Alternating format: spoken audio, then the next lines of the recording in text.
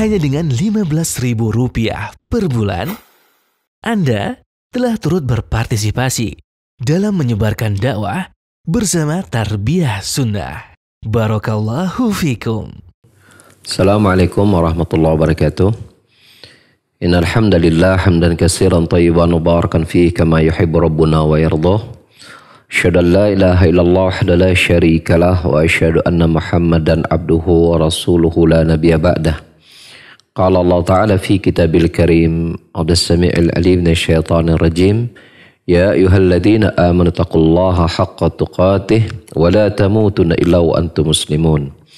Ya ayyuhan nasu taqu rabbakum alladzi khalaqakum min nafsin wahidah wa khalaqa minha zawjaha wa bassa minhuma rijalan katsiran wa nisaa'a wattaqullaha alladzi tasaaluna bihi wal arham innallaha kana 'alaikum raqiba. Ya ayyuhalladzina amanu taqullaha wa qulu qawlan sadida yuslih lakum a'malakum wa yaghfir lakum dhunubakum wa may yuti'illaha wa rasulahu faqad faza fawzan 'azima amma ba'd. Fa inna khairal kalami kalamullah wa khairal huda huda Muhammad sallallahu alaihi wasallam wa syarrul umuri muhdatsatuha wa kullu muhdatsatin bid'ah wa kullu bid'atin dhalalah wa kullu dhalalatin finnar. Bapak-bapak dan ibu-ibu, ikhwan maupun akhwat, para pendengar dan pemirsa yang bergabung bergabung bersama di Tarbiyah Sunnah Media di 1476 AM-nya ataupun melalui channel-channel dari Tarbiyah Sunnah ya, dari media sosialnya yaitu YouTube, Facebook, Instagram. Pada kesempatan sore hari ini kita kembali bertemu untuk melanjutkan kajian kita tentang tafsir Al-Baqarah yang menginjak kepada ayat ke-94-96 di mana Allah Ta'ala berfirman, "A'udzubillahi rajim. Qul in kanat lakumud darul akhiratu 'indallahi khalisatan min dunin nas fatamannawul mauta in kuntum shadiqin. Wa la yatamannawhu abadan bima qaddamat aydihim wallahu 'alimun bil zalimin. Wa la tajidannahum ahrasan nasi 'ala hayati wa minal ladzina asyraku yawaddu ahaduhum law yu'ammaru alfa sanati wa ma huwa bimuzahzihi minal 'adzabi ay yu'ammar wallahu basirum bima ya'malun." Katakanlah, jika kalian menganggap bahwasanya kampung akhirat di sisi Allah itu semuanya ya hanya untuk kalian saja dan tidak ada selain kalian dari manusia yang akan mendapatkannya, maka harapkanlah kematian jika kalian betul-betul orang-orang yang jujur. Wala yatamannahu abadan bima qaddamat aydihim, dan mereka tidak akan pernah ya mengharapkan hal itu selama-lamanya disebabkan karena kemaksiatan yang mereka lakukan. Wallahu alimun bil zalimin, dan Allah Maha mengetahui terhadap orang-orang yang berbuat zalim. Wala tajidannahum ahrasan nasi 'ala hayati wa minal ladzina asyraku, dan kenyataannya engkau dapati bahwasanya mereka itu merupakan orang-orang yang ya paling rakus terhadap kehidupan dunia. Bahkan lebih rakus daripada orang-orang musyrikin. Salah seorang dari mereka berharap agar umur mereka dipanjangkan hingga 1000 tahun. Padahal panjangnya umur mereka tersebut tidak akan dapat menjauhkan mereka dari azab. Wallahum basir bima ya'malun, dan Allah Maha melihat terhadap apa-apa yang mereka amalkan. Bila kita perhatikan 3 ayat ini 94, 95, 96 dari rangkaian kata-katanya, maka kita dapati beberapa penekanan-penekanan yang itu tentu mengandung ilmu ya buat kita ya. Yang pertama di sini ya, kita lihat bagaimana klaim kaum Yahudi ini masih pembahasan kita sampai ayat ini, sampai detik ini masih konteksnya tentang kaum Yahudi ya, dari kalangan Bani Israel. Bahwasanya mereka menganggap bahwasanya kehidupan akhirat yaitu kenikmatan surga, kenikmatan surga itu bahwasanya hanya milik mereka saja. Adapun selain mereka tidak akan menempati surga tersebut.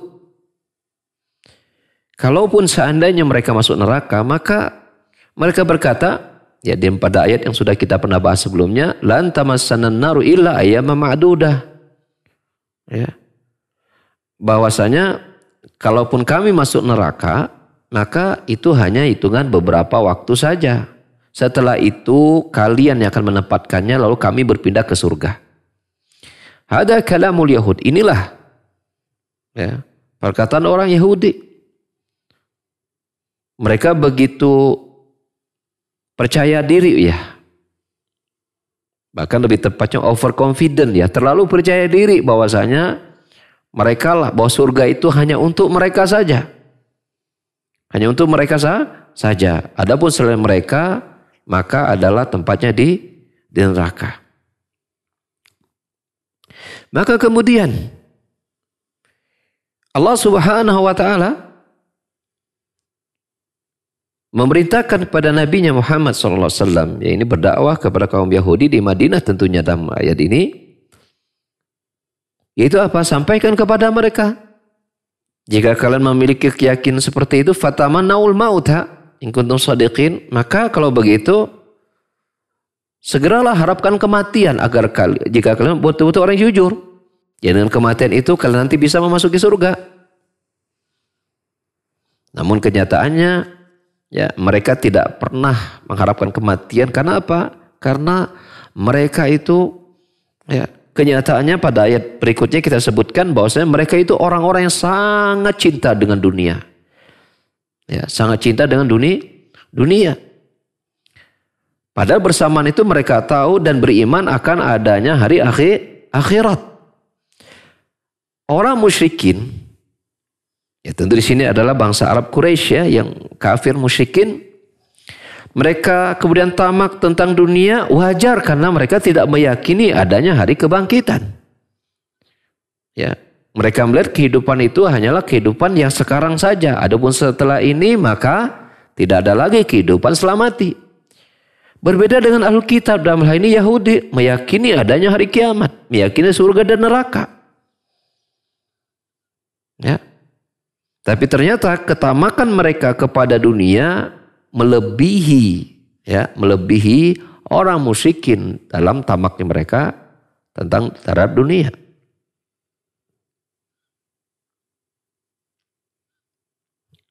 Dan kalaupun mereka berpikir mereka masuk neraka, maka itu sebentar saja.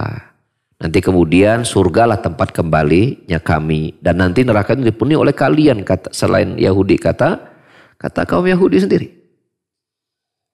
Ya. Bahkan sebagian mereka saking tamaknya mereka dengan dunia, berharap hidup mereka ingin panjang sampai 1000 tahun. Padahal panjangnya 1000 tahun itu tidak akan membuat mereka lantas kalau nanti mati, oh sudah tidak akan diadab. Mereka berharap apa?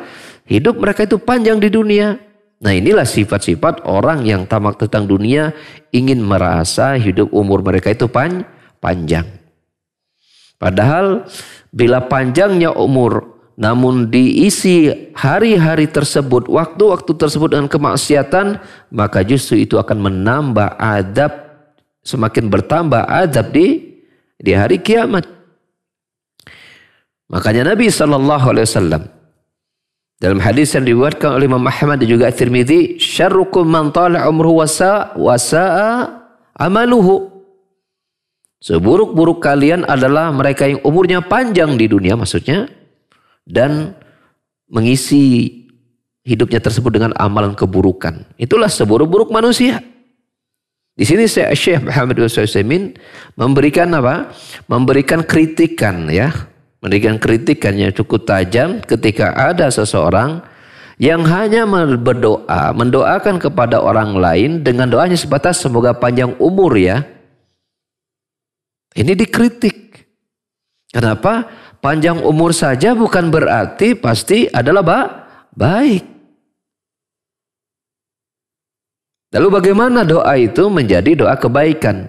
Maka ditambahkan dengan tambahan setelah semoga panjang umur, kita tambahkan semoga umurmu panjang di atas ketaatan kepada Allah Subhanahu wa taala. Bila ternyata umurnya panjang namun diisi waktu-waktunya dengan kemaksiatan, nah dia akan terkena hadis yang kita sebutkan tadi, yaitu dia akan menjadi seburuk, ya, termasuk dalam golongan orang-orang yang paling buruk keadaannya, yaitu yang umurnya panjang namun amalnya berisi keburukan-keburukan, kemaksiatan kepada Allah Subhanahu wa taala, maka tidaklah umur panjang itu menjadi kebaikan buat dirinya. Sampai kemudian dia berdoa kepada Allah agar umurnya dipanjangkan dan diberikan kemudahan untuk mentaati Allah Subhanahu wa ta'ala. Dari sini kita dapati bahwasanya umur yang berkah adalah umur yang diisi dengan ketaatan-ketaatan kepada Allah Subhanahu wa ta'ala. Semakin banyak ketaatan itu dilakukan dan juga umurnya makin bertambah dari ketaatan itu, maka semakin baik dan semakin bermanfaat buat dirinya. Namun sebaliknya, umur yang tidak mengandung berkah adalah umur yang dipenuhi dengan ketaatan walaupun dari sisi waktunya dia pendek. Isinya pendek. Ya, karena bisa jadi seseorang umurnya pendek tetapi seluruh kemaksiatan, seluruh perbuatan dosa dia lahap semua. Yang bisa jadi kadar dosanya tidak sebanyak orang yang lebih panjang umurnya dari dirinya. Karena apa? Karena jenis perbuatan maksiat yang berbeda, ya, keparahannya gitu ya, ke tingkat keburukannya daripada dilakukan oleh orang yang lebih panjang umurnya tadi. Bisa jadi seperti itu. Lalu apalagi dengan orang yang panjang umurnya lalu hampir semua kemaksiatan, dosa, mulai kesyirikan sampai perbuatan maksiat dikerjakan, tentu lebih buruk lagi keadaannya. Ya dan billah. Ya.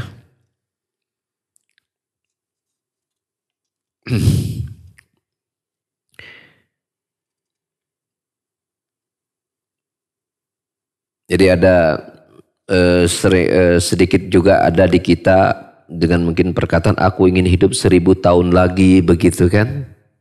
Pertanyaannya, ntar kalau umur 1000 tahun mau ngapain gitu? Sampai dia menginginkan bahwa umurnya panjang di atas ketaatan kepada Allah Subhanahu wa ta'ala. Maka Allah berkata, wallahu basir bima ya'malun, dan Allah Maha melihat, ya, apa-apa yang mereka kerjakan. Maksudnya mengetahui apa-apa yang mereka kerjakan, baik yang dikerjakan secara tersembunyi ataupun yang secara, ya, terlihat. Apakah itu berupa amalan soleh atau amalan buruk, maka Allah melihat semuanya. Allah melihat semuanya. Maka dalam konteks ini Allah Subhanahu wa ta'ala tidak akan pernah lalai dari kemaksiatan, kezaliman, ya, yang dilakukan oleh manusia. Wala tahsabannallaha ghafilan amma ya'maludz zalimun. Ya, maka janganlah, ya, kalian mengira Allah Subhanahu wa ta'ala itu lalai terhadap apa-apa yang lakukan oleh orang yang berbuat zalim. Dengan ketamakan di sini konteksnya adalah konteks kaum Yahudi, ya, yang begitu tamak terhadap dan sangat rakus terhadap kehidupan dunia, ya, tapi berharap dia menempati surga Allah Subhanahu wa ta'ala. Padahal Nabi SAW menyuruh kita untuk selalu tamak dalam perkara yang bermanfaat, ya, bermanfaat untuk dunia dan akhirat, sambil mohon pertolongan kepada Allah Subhanahu wa ta'ala. Dalam sabdanya, ihris ala ma yanfaq wasta'in billah wa la ta'jaz. Bersemangatlah kalian, bersungguh-sungguhlah kalian terhadap apa yang bermanfaat buat kalian, dan mohonlah pertolongan kepada Allah dan jangan lemah. Jadi Nabi SAW, Ya, memberikan motivasi untuk kalaupun ingin tamak, maka tamaklah terhadap perkara yang bermanfaat. Ya. Sebagaimana dalam riwayat yang lain Rasul bersabda, manhumani la yashba'an. Ada dua golongan manusia yang selalu rakus dan tidak akan pernah kenyang, tidak akan pernah puas. Ya, manhubun fi talabil ilmi wa manhubun fi talabid dunya. Golongan pertama adalah mereka yang tamak terhadap ilmu. Maksudnya ilmu syar'i. Dia akan selalu merasa kurang dan kurang dan kurang. Yang kedua, mereka yang tamak terhadap dunia. Terhadap dunia. Ini pun sama. Kerakusan ini tidak memiliki ujung.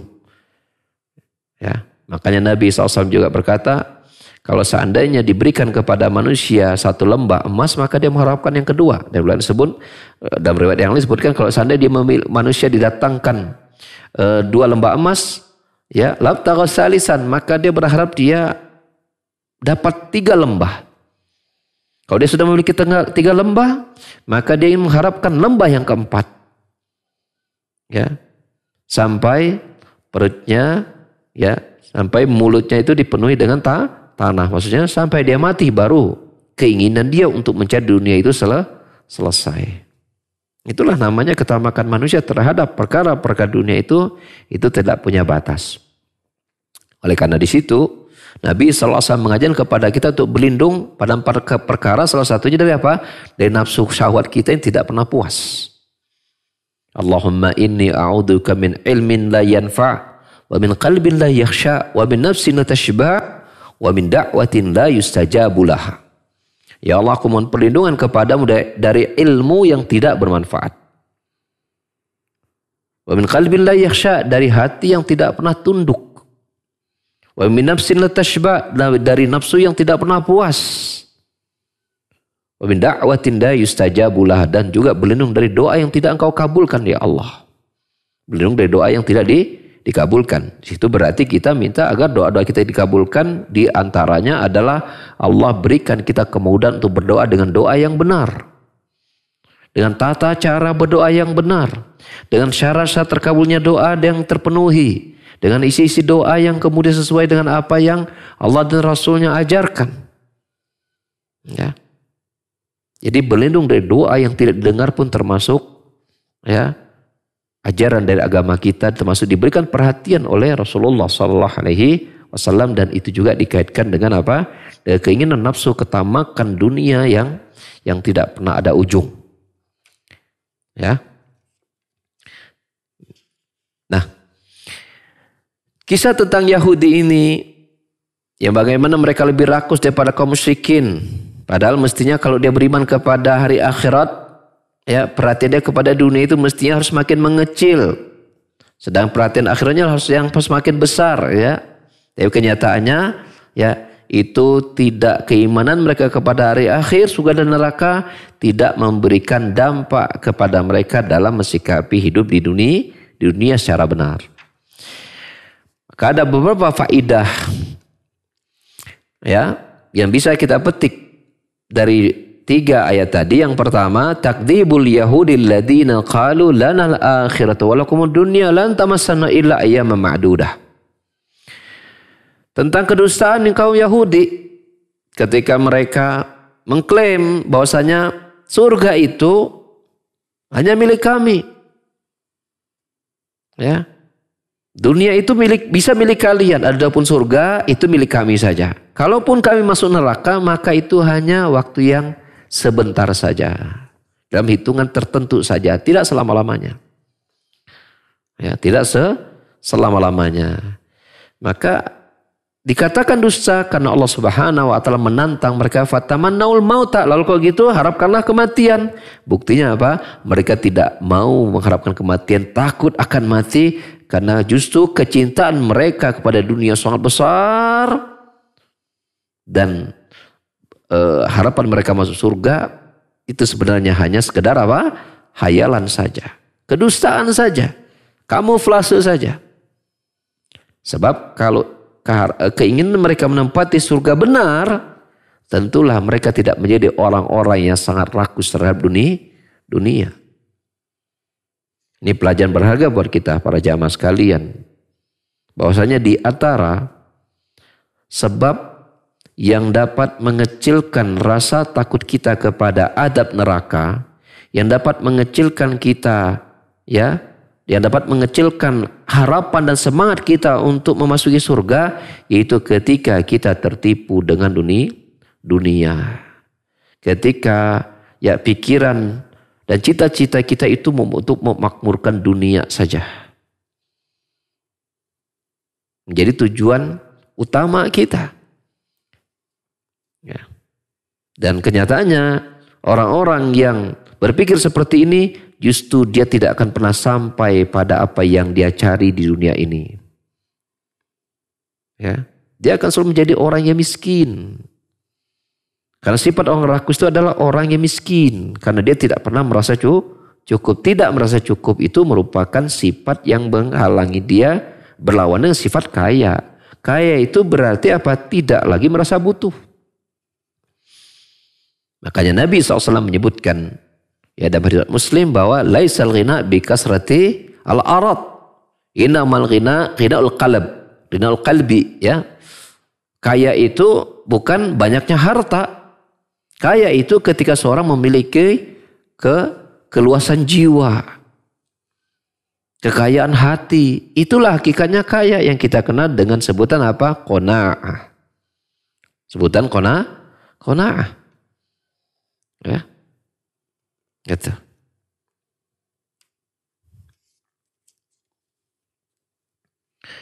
Faedah yang kedua adalah annal kafir yakrahul maut lama ya'lamu min su'il aqibah. Orang kafir itu mereka sangat benci dengan kematian. Mereka sangat benci dengan kematian karena mereka tahu akibat buruk yang akan mereka dapatkan. Akibat buruk yang akan mereka dapatkan. Bukan berarti orang mukmin itu apa? Orang mukmin itu senang dengan kematian, bukan. Hanya saja ya, orang mukmin itu takut mati, ya, takut mati yang dalam pengertian ketakutan dia mati dalam keadaan tidak membawa bekal yang cukup. Makanya dia beramal. Beramal. Mempersiapkan hari tersebut yang dimana setiap kullu nafsin dha'iqatul maut, bahwa setiap jiwa pasti akan merasakan kematian. Dia tahu dia akan mati. Maka orang mukmin mensikapi kematian sebagai sebuah sebab yang akan menghantarkannya untuk mempersiapkan bekal sebanyak-banyaknya sebelum kematian itu tiba. Adapun orang kafir membenci kematian karena memang tidak ingin, ya, kenikmatan dunia, kesenangan dunia itu berakhir dengan kematiannya. Dan dia tahu setelah itu berganti dengan keburukan.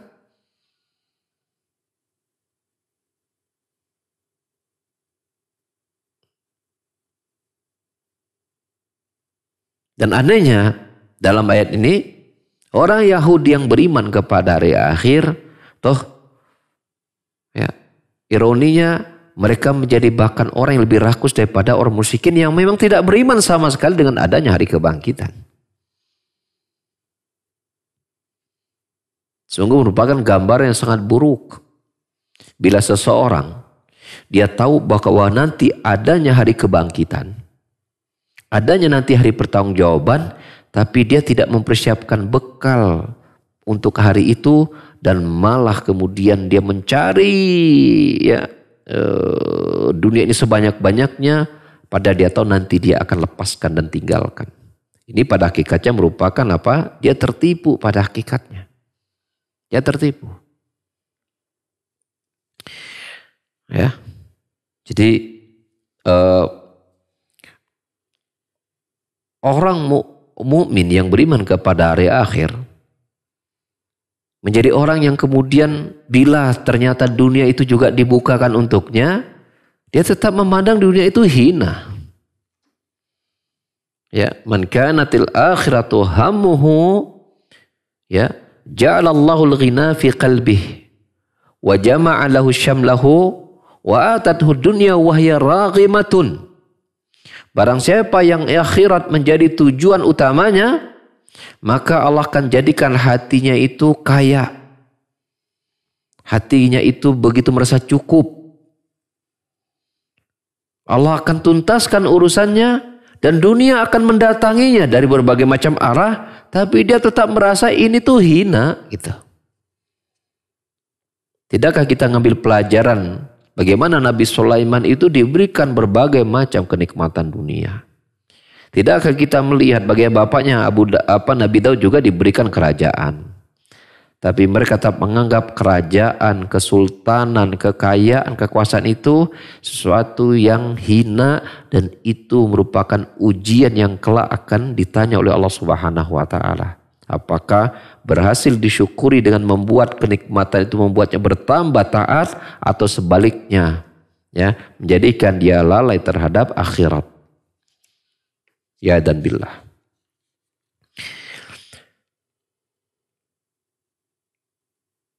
Faedah yang lain dari 3 ayat tadi, isbatu ilmillahi ta'ala lil mustaqbal. Berisi ya ketetapan akan ilmu Allah terhadap kejadian di waktu yang akan datang. Ya, dalam ayat Allah berfirman wala yatamannahu abada. Mereka itu kaum Yahudi tidak akan mungkin mengharapkan kematian. Kan kalau klaimnya kan Yahudi itu merasa bahwasanya apa? Bahwasanya surga itu milik mereka saja. Kemudian Allah menyampaikan kepada Rasulnya, kalau begitu harapkanlah kematian. Dan Allah tahu mereka tidak mungkin ingin segera mati. Tidak mungkin ingin segera mati. Jadi Allah tahu bahwa nanti mereka tidak akan seperti itu yang diucapkannya. Jadi dusta. Bahwasanya mereka ingin surga itu dusta. Buktinya apa? Buktinya mereka ya tidak mau ingin segera mati agar segera memasuki surga Allah Subhanahu wa taala. Kenyataannya tidak, ini dosa saja.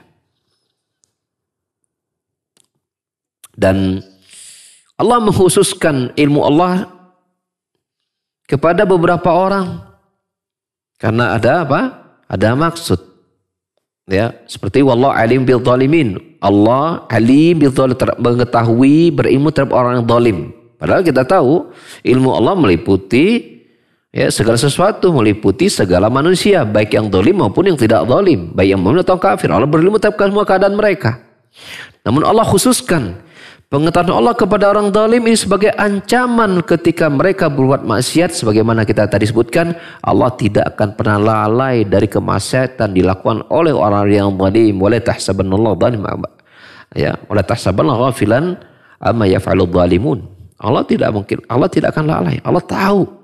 Nah, ketika Allah menyatakan tahu terhadap kemaksiatan manusia, itu artinya Allah memberikan ancaman kepada mereka bahwasanya tidak akan luput dari Allah untuk memberikan hukuman atas apa yang telah mereka kerjakan.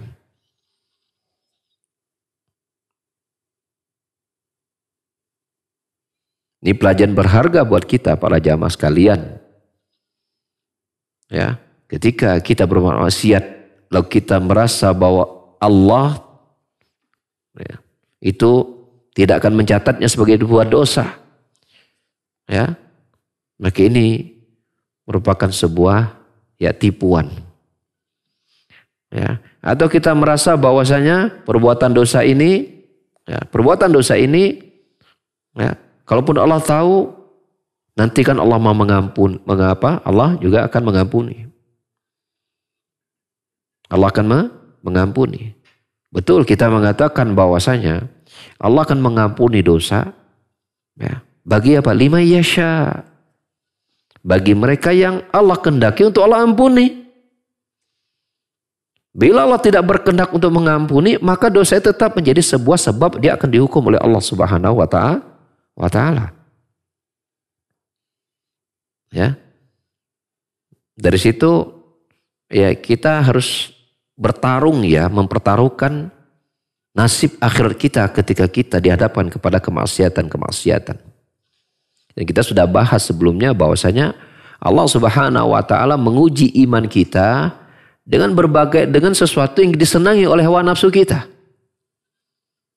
Bukankah Rasul bersabda bahwa wa hufatil jannati ya bisyahwa wa hubbatin nari bisyahwat wa hubbatin nari ya wa hubbatin nari bisyahwat wa hubbatin nari bil makari jannati bil makari ya hubbatil jannatu bil makari wa hubbatil naru bisyahwat ya. Digambarkan surga itu dengan sesuatu yang tidak disukai oleh hawa nafsu kita.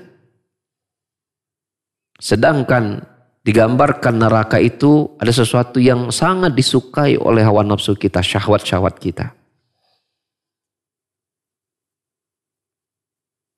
Dari sana ya sekalian, bila kita melihat bahwa ada sesuatu yang disukai oleh nafsu kita, saat itu sebenarnya kita harus mulai menganggapnya sebagai batu ujian pengujian iman antara iman dan keinginan syahwat. Ya. Faedah lain dari 3 ayat tadi, annal yahud ahrasun nasi ala hayat, bahwasanya kaum Yahudi adalah mereka yang paling rakus terhadap kehidupan dunia. Ya, terhadap kehidupan dunia. Juga berisi faedah ibtalu qaulihim, batalnya statement mereka, pernyataan mereka bahwasanya kami tidak akan masuk neraka kecuali hanya beberapa waktu saja, lalu nanti mereka akan keluar, lalu kemudian mereka menempati surga, ya. Karena kenapa itu batal? Karena kalau seandainya keyakinan dia benar seperti itu, lalu kenapa dia benci dengan kematian? Kalau memang nanti dia akan masuk neraka sebentar dan akan menempati surga selamanya, di neraka sebentar saja, lalu kalau begitu kenapa mereka benci dengan kematian?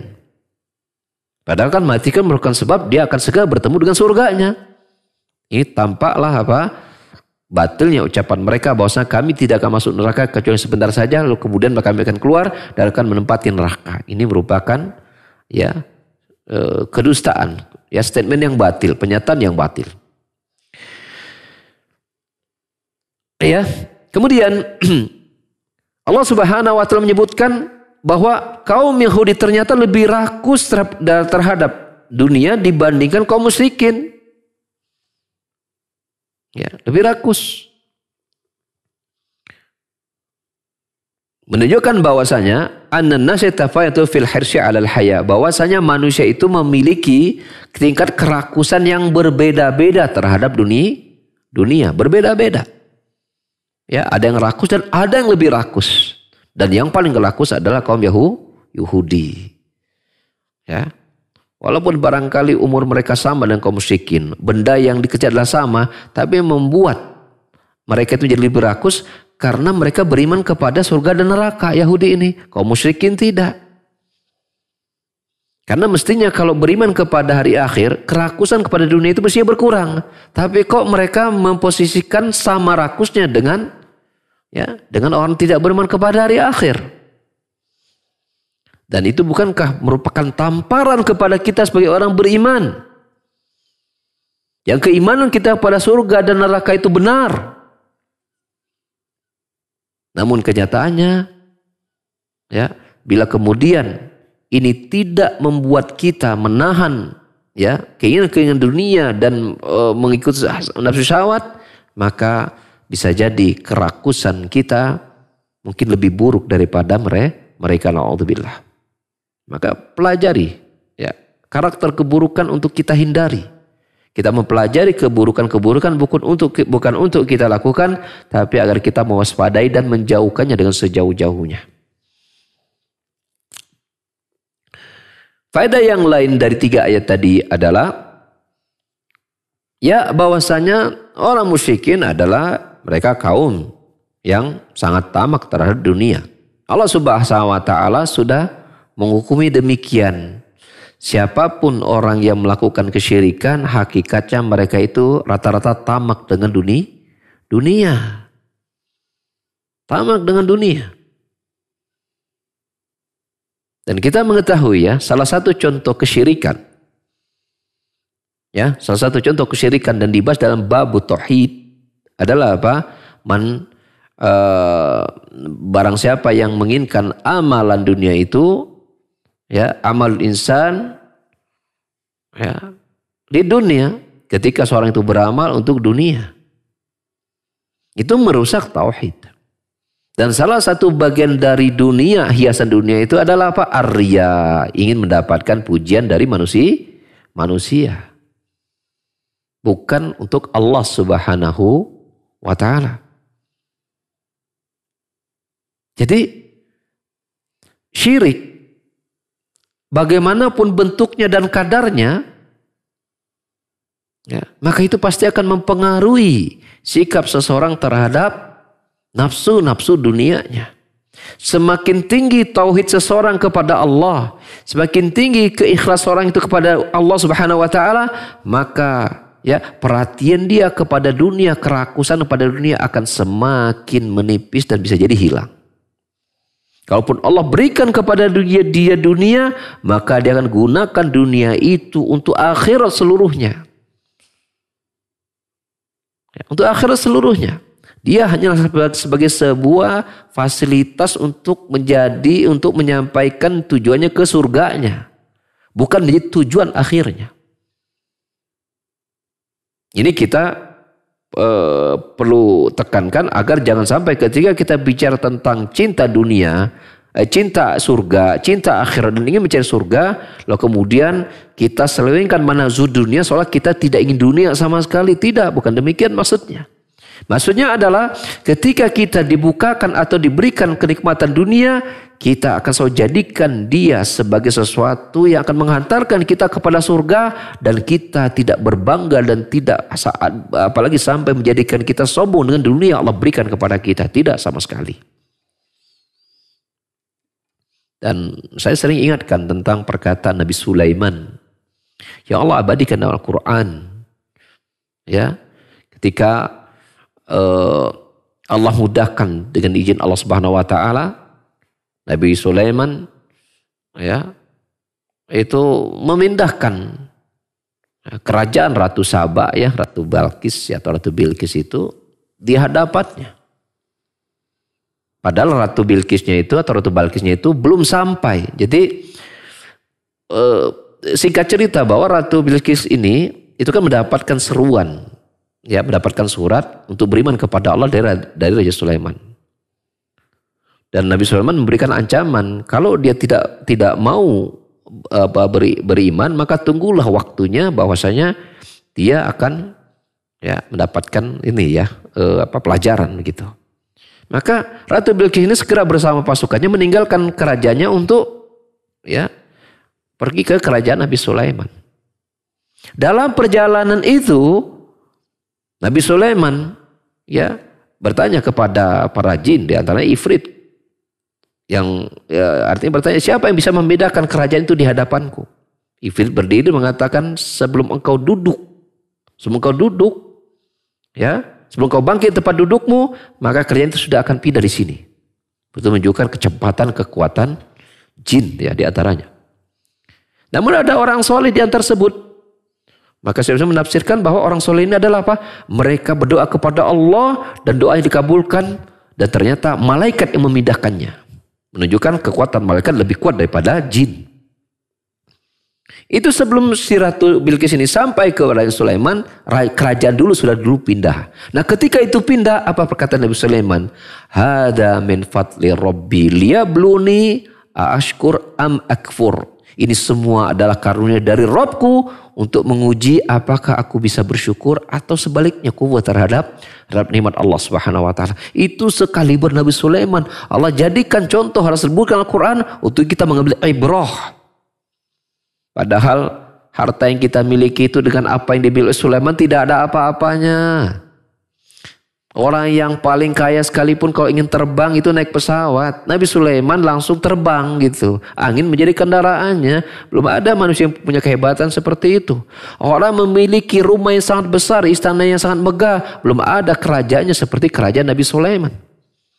Yang saking tipisnya, saking beningnya, ya lantai yang dia miliki, yang kemudian di bawahnya ada air, itu sampai sang Ratu Bilqis mengangkat roknya karena mengira bahwa itu adalah air, padahal bukan. Belum ada kerajaan seperti itu. Belum lagi kekuatan tentaranya. Belum ada raja hari ini yang bisa ya menguasai bahasa apa? Menguasai angin, menguasai bahasa hewan. Menundukkan jin, tidak ada raja yang mampu seperti ini. Tapi lihat Nabi Sulaiman ya masih berkata, ini semua adalah karunia Robku untuk mengujiku apakah aku bisa bersyukur, pandai bersyukur atau tidak. Apalagi kita di sisi kemuliaan itu jauh dari Nabi Sulaiman. Karena kita bukan Nabi. Apalagi kita di sisi kerajaan kita tidak punya kerajaan sama sekali. Ya. Dibanding Nabi Sulaiman jauh ya. Kita ini tidak ada apa-apanya. Gitu di sisi kemuliaan agama, ilmu dan yang lainnya.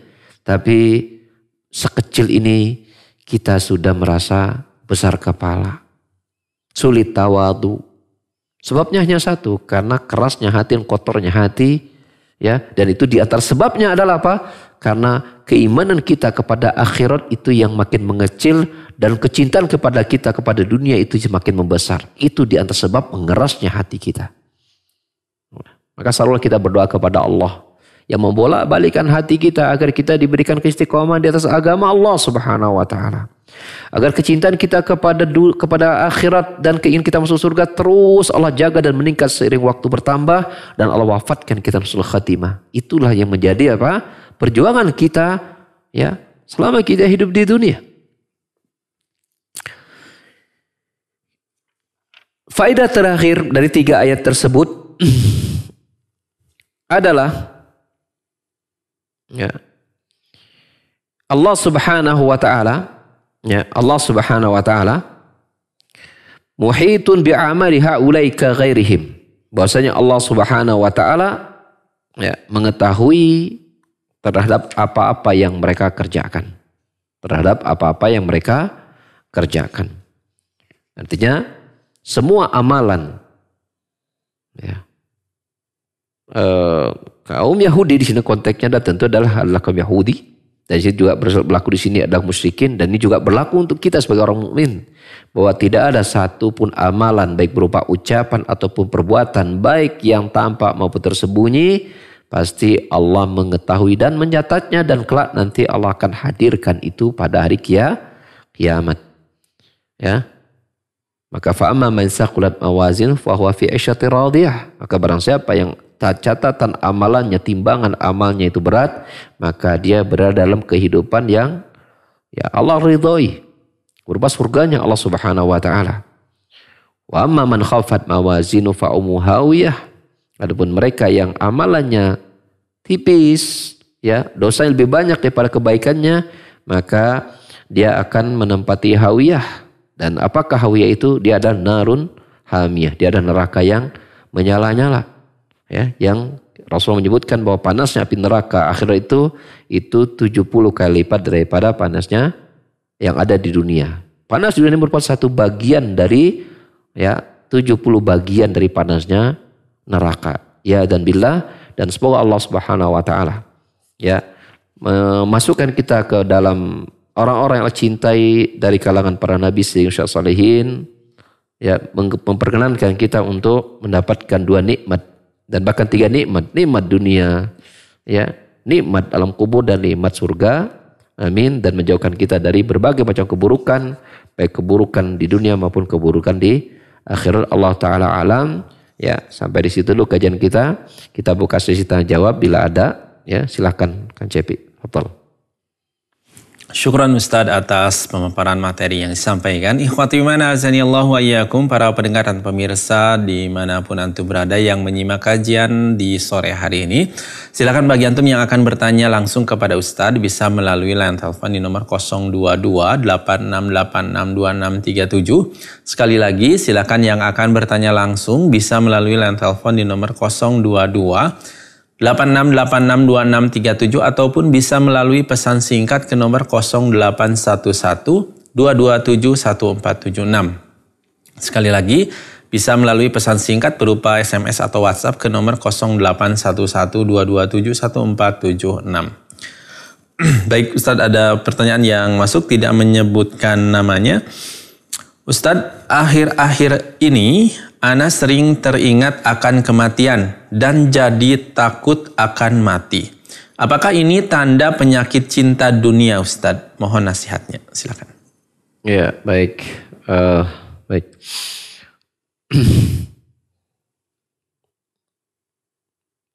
Takut mati apakah pertanda cinta dunia? Jawabannya fi tafsil. Maka jawabannya tentu dia dirinci ya, ada tafsilannya. Tafsilannya artinya atau kita mengatakan bahwa karahiyatul maut yanqasimani ila qismain. Bahwa takut kepada kematian itu terbagi menjadi dua. Ya, ada al-mahmud ya, al-mahmuda, dan ada yang madmumah, ada yang terpuji dan ada yang tercela. Terpuji yang tercela ini dilihat dari apa? Efek ya dari munculnya sikap tersebut. Ya, munculnya sikap tersebut. Bila takut mati, banyak ingat mati membuatnya banyak meramal, maka rasa takut ini menjadi rasa takut yang harus disyukuri. Karena Nabi SAW menyuruh kita untuk banyak ingat kematian. Untuk banyak ingat mati. Aksiru dzikrah limiladzat wa huwal maut. Perbanyaklah oleh kalian mengingat penghancur kelezatan, yaitu kematian. Dan Aisyah pernah berkata kepada Rasulullah SAW, wa kulluna nakrahul maut. Bahwa setiap kami itu benci kepada kematian Rasulullah SAW. Jadi ketika Nabi dalam hadis Muslim bersabda, man ahabba liqa Allah haballahu liqa'ahu wa man kariha liqa'allah karihallahu liqa'ahu. Barang siapa yang suka bertemu dengan Allah, maksudnya ketika kematian tiba, dia suka bertemu dengan Allah, maka Allah pun suka untuk bertemu dengannya. Sebaliknya barang siapa yang benci untuk bertemu dengan Allah, maka pun Allah benci untuk bertemu dengannya. Maka Aisyah berkata, ya Rasulullah, kulluna nakrahul maut. Ya Rasulullah, kami semua benci dengan kematian. Ya istri Rasul atau para sahabat seperti itu. Maka Rasulullah SAW ya menyebutkan bahwasanya ya maksudnya tidak suka dengan kematian, tidak suka bertemu dengan Allah Subhanahu wa taala kematian, itu maksudnya adalah ketika seseorang itu ya di saat kematiannya, kita tahu bahwa Allah berfirman ya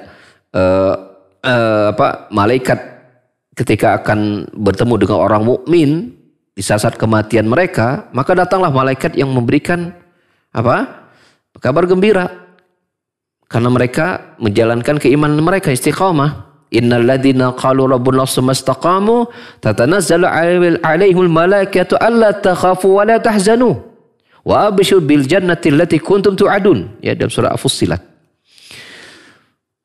Sesungguhnya orang-orang yang berkata Rabb kami adalah Allah, kemudian mereka istiqamah, maka tatanazzalu alaihimul malaikah, maka di saat sakaratul mautnya turunlah para malaikat untuk memberikan kabar gembira kepada mereka.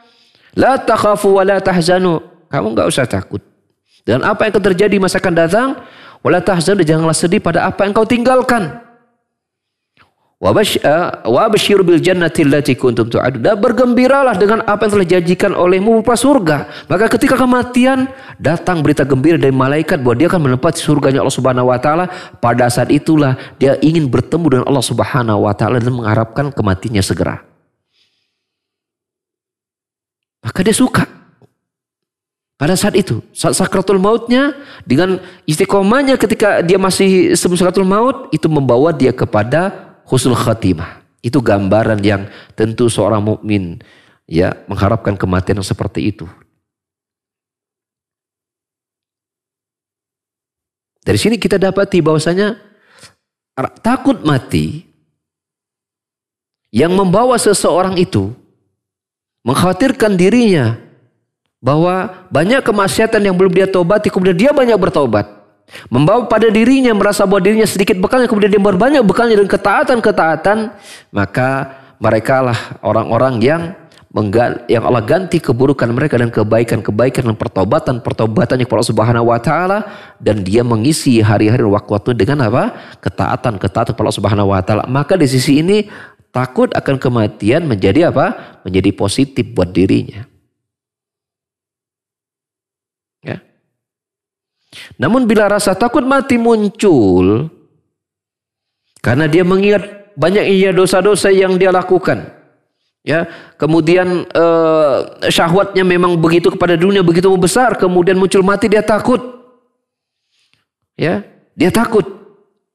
Tapi takut ini tidak membawanya.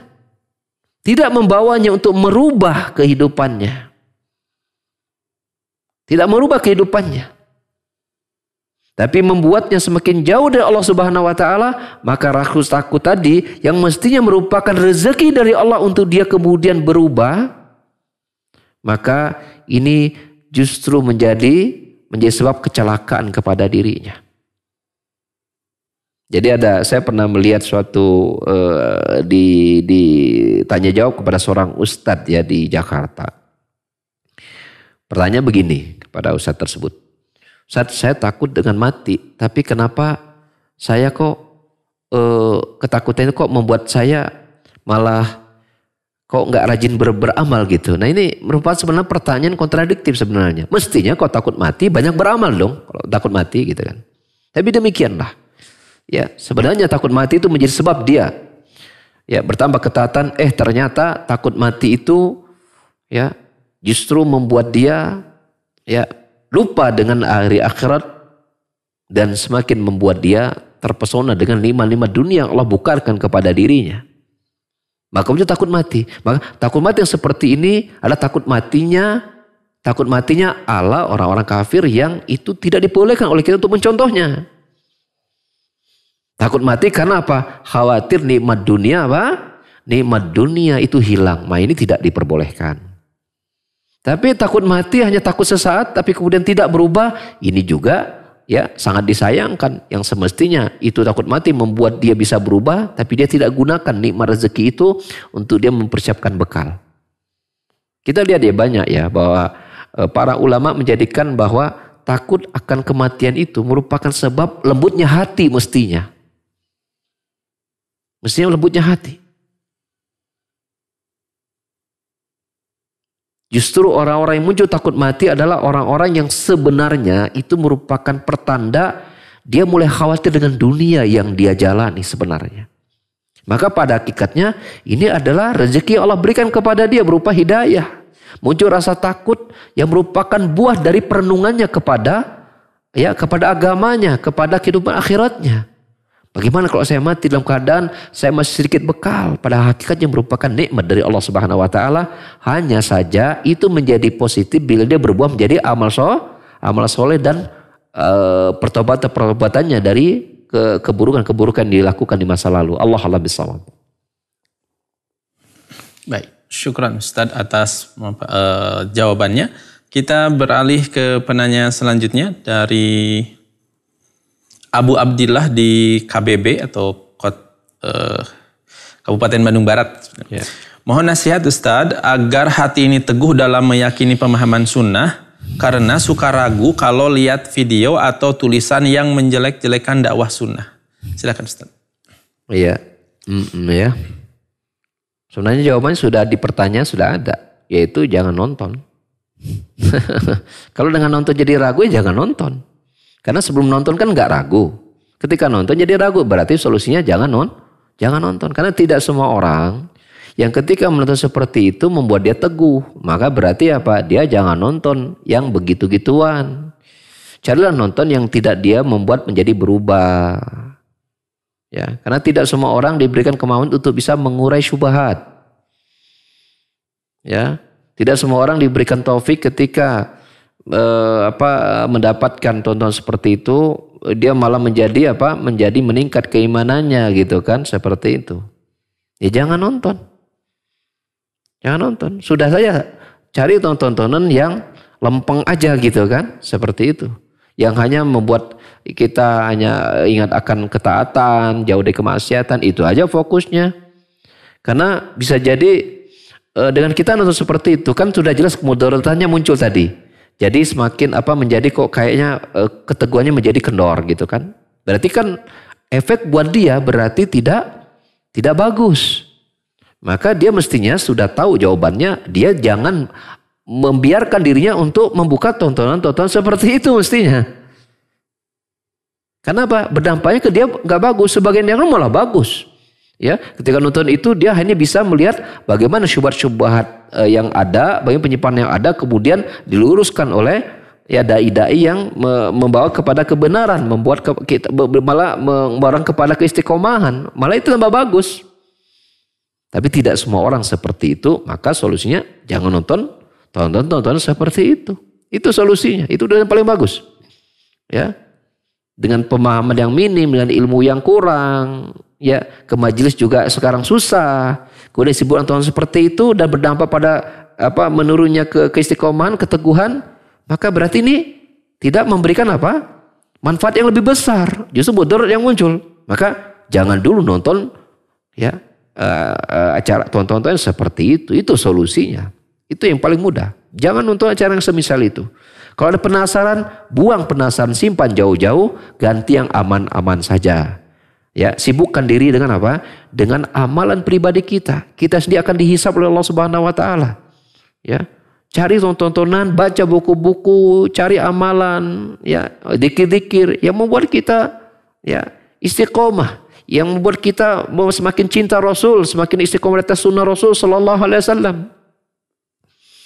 Ya, sekarang mari kita lihat. Mari kita lihat. Allah Subhanahu wa taala telah menetapkan bahwasanya fitnah itu sebuah kemestian. Wala tasabanna ahsibtum an tarul jannata ahsiban nas ayusraku ayaqulu aman wa hum la yuftanun. Apakah manusia mengira mereka dibiarkan beriman begitu saja tanpa mereka diberikan fitnah, ujian? Jadi menghindar dari ujian fitnah yang membuat, termasuk ujian terhadap ketika kita memegang sunnah. Itu mesti diuji.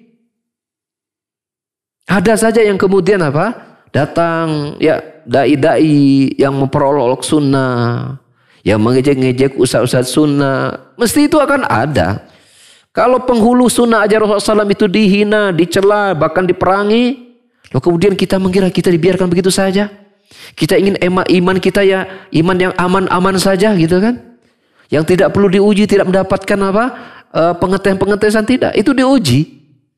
Maka oleh karena itu, bila kita tahu bahwa pengujian iman itu sebuah yang mesti, maka apa yang kita lakukan? Yaitu mencari ilmu-ilmu yang membuat kita istiqomah. Maka rajinlah talibul ilmi. Mungkin kita merasa takut itu mungkin belajar kita yang mungkin makin merosot. Kita kurang tekun ketika kita menghayati ayat. Ketika kita baca ayat, baca hadis, kita kurang menghayati. Kita nggak fokus, kita pengen khatam saja tapi nggak tahu isi kandungannya. Kita pengen zikir itu diucapkan sekian kali, tapi kita tidak meresapi kandungan maknanya. Kehadiran kita menghadirkan khusyuan itu kurang kita perjuangkan. Mungkin di situ. Jadi selama ternyata barangkali ibadah-ibadah yang kita lakukan hanya sebuah rutinitas saja, seolah-olah hanya sekedar menggunakan kewajiban. Maka pengaruh kepada imannya itu kurang mendalam. Akibatnya ketika baru diberikan ujian sedikit kita sudah kebingungan. Maka doa sama Allah Subhanahu wa taala. Kembalikan lagi kepada Allah yang membolak-balikan hati kita agar kita diberikan keistiqomah di atas sunnah sampai akhir hayat kita. Ya, dan Allah wafatkan kita di atas sunnah tersebut. Karena apa? Bagaimana nasib kita di akhirat? Kita tahu bahwa sunnah itu berarti apa? Dekat dengan Rasul, tergantung sekuat apa kita hidup dengan di atas sunnah tersebut. Maka kita yang menentukan itu, dan semoga Allah mudahkan kita untuk bisa istiqomah di atas sunnah Allah, sunnah Nabi SAW, di atas ajaran yang lurus, yang penuh dengan dalil ayat dan dalil ayat maupun hadis yang sangat jelas tanpa keraguan di dalamnya, disampaikan oleh para pakar-pakar di bidangnya, ya, maka berjalanlah kita di atas itu. Ya, berjalan kita di atas itu. Apa yang kita ketahui, jalankan, amalkan. Amalkan. Apa yang kita ketahui, amalkan. Apa yang dilakukan Allah Subhanahu wa taala, tinggalkan. Ya, tinggalkan. Ya, seperti itu. Perbanyak kita ingat mati, perbanyak kita ingat akhirat, perbanyak kita bahwasanya ya setakut apapun kita dengan adanya orang mencela sunnah itu, toh juga pada akhirnya kita akan mati kok. Toh pada akhirnya kita akan mati. Maka lebih baik kita mati di atas sunnah daripada kita lari di atas sunnah, kita juga nanti akan mati. Kita ini goyang nih, banyak yang mencela sunnah, kemudian kita goyang, kita menjauh. Toh menjauh kita dari sunnah juga kita akan mati. Maka lebih baik kita mati di atas sunnah daripada mati jauh dari sunnah Rasulullah SAW. Itu pilihan kita. Itu pilihan kita. Maka bersabarlah. Bersabarlah sampai Allah Subhanahu wa taala mewafatkan kita di atas sunnah dan keikhlasan jujur kepada Allah Subhanahu wa taala. Amin Allahumma amin. Subhanakallahumma hamdika asyhadu an la ilaha illa anta astaghfiruka wa atubu ilaik. Wa akhiru da'wana alhamdulillahi rabbil alamin. Assalamualaikum warahmatullahi wabarakatuh.